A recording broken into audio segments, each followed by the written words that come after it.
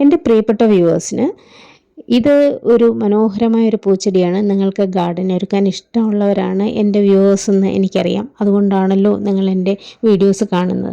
പ്ലാന്റ്സിനെ ഇഷ്ടമുള്ളവരാകുമ്പോൾ നമ്മൾ അത്തരം വീഡിയോകൾ കാണും. ഞാനങ്ങനെയാണ്. അപ്പോൾ ഗാർഡൻ ഒരുക്കാനായിട്ട് നല്ലൊരു പ്ലാന്റ് ഞാനിപ്പോൾ നിങ്ങൾക്ക് പരിചയപ്പെടുത്തുന്നു. ഈ പ്ലാന്റ് ഒന്ന് നോക്കി നോക്കൂ. എന്ത് ഭംഗിയാണ് ആ പൂക്കളെ കാണാൻ. ആ സിൽവർ ലീഫാണ്, സ്മോൾ ലീഫുകളാണ്.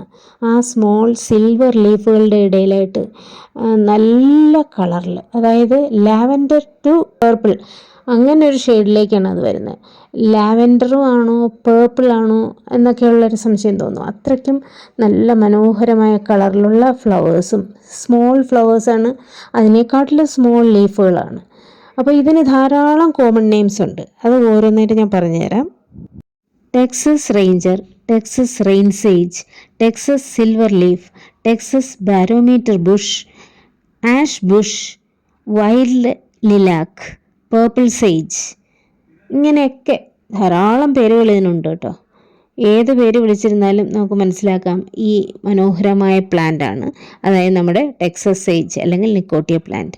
ഇതിൻ്റെ സയൻറ്റിഫിക് നെയിം ലൂക്കോഫിലം ഫ്രൂട്ടസൻസ്. ഈ ചെടിക്ക് ഒരു പ്രത്യേകതയുണ്ട്. അത് year through out on and of ആയിട്ട് ഇങ്ങനെ ഫ്ലവർ ചെയ്തുകൊണ്ടേയിരിക്കും. അത്രയ്ക്കും നല്ലൊരു പ്ലാന്റാണ്. നമുക്ക് ഗാർഡനിൽ വളർത്താനായിട്ട് നല്ല പ്ലാന്റാണ്. മാത്രമല്ല ഡ്രോട്ട് റെസിസ്റ്റൻ്റ് ആയ ഒരു പ്ലാന്റും കൂടിയാണ്. അതുകൊണ്ട് തന്നെ നമുക്ക് കുറച്ച് വെള്ളമാണെങ്കിലും ഈ ചെടിക്ക് മതിയാവും. അതിന് ധാരാളം വെള്ളത്തിൻ്റെ ആവശ്യമില്ല. അപ്പോൾ കണ്ടു കഴിഞ്ഞാൽ നമുക്ക് തോന്നും വാടിയൊക്കെ നിൽക്കുകയാണ്, എൻ്റെ ഇലയൊക്കെ വാടി നിൽക്കുകയാണെന്ന്. പക്ഷേ അങ്ങനെയല്ല. ആ ചെടിക്ക് ഒരു ഡ്രോട്ട് റെസിസ്റ്റൻ്റ് ആയ ചെടി ആയതുകൊണ്ട് തന്നെ ഒരു സ്ലീപ്പി ഇഫക്റ്റാണ് ആ ചെടിയിൽ നമുക്ക് കാണാൻ കഴിയുന്നത്. This plant belongs to the figwort family Scrophulariaceae. ഇതിനെ നമുക്ക് ബുഷാക്കി വളർത്തുകയാണെന്നുണ്ടെങ്കിൽ നിറയെ പൂക്കളും വരുമ്പോൾ വളരെ ഭംഗിയായിരിക്കും കാണാൻ.